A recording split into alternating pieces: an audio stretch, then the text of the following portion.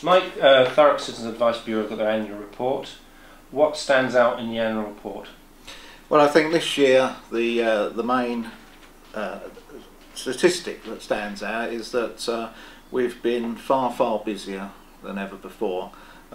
We've seen an increase of over 30% in the amount of inquiries that have been brought to us, particularly debt inquiries and benefit inquiries.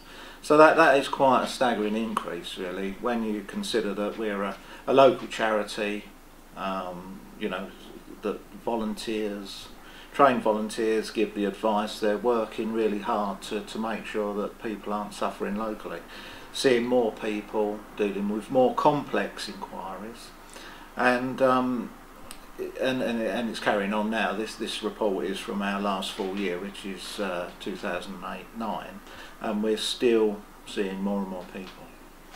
The page in front of you got a breakdown of the different areas. Are there any surprises there? No, I think that generally speaking, we've seen people right across the borough. Obviously, where we have outreaches and venues, we see more people in those areas. But I think from that chart you can see that we cover the whole of the borough. And again, there's no real discrepancy. Most of the inquiries are around benefits, debt, although housing, employment issues obviously on the rise, legal, relationship, they all subjects we cover, and they're all increasing. So in many ways you are, this is advice, a barometer for the recession. Do you think you'd be able to indicate when inquiries go down as a sort of green shoots for the recovery from recession? It's an imprecise science, but you could take a measure on that. I think we tend to see a lot, whilst industry and growth in the economy as a whole might take off, we will see a long follow through from people who have lost their job now are not necessarily going to get back in another job for 6 months, a year. So we'll still be dealing with those problems even though the economy may have picked up at some time.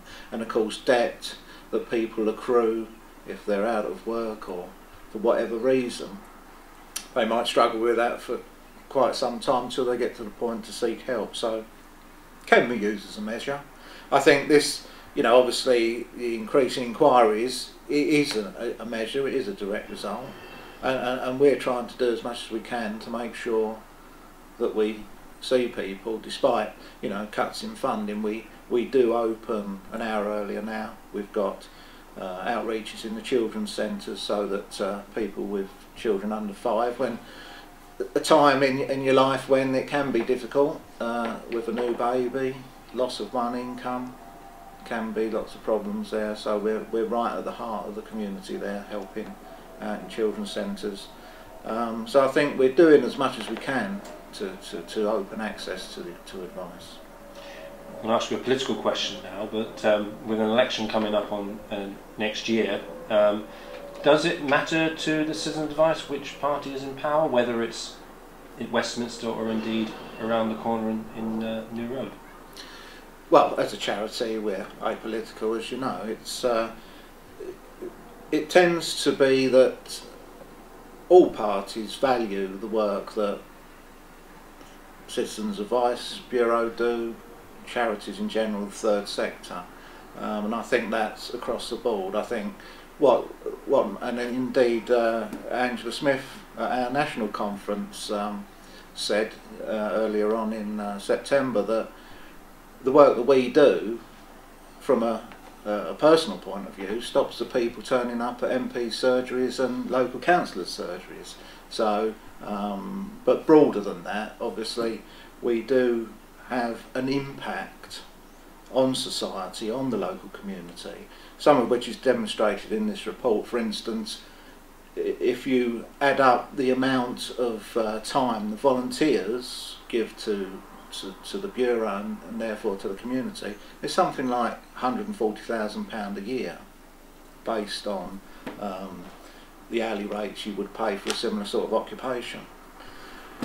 when we get someone's benefits increased, that money goes to local shops, local facilities. When we stop someone, say, going to court over debt, council tax debt, stopping money being paid to, on court time, on bailiff's time, on local authority debt collection time. So the impact we have, irrespective of governments and the colour of the local politics, it can be immense, throughout Thurrock.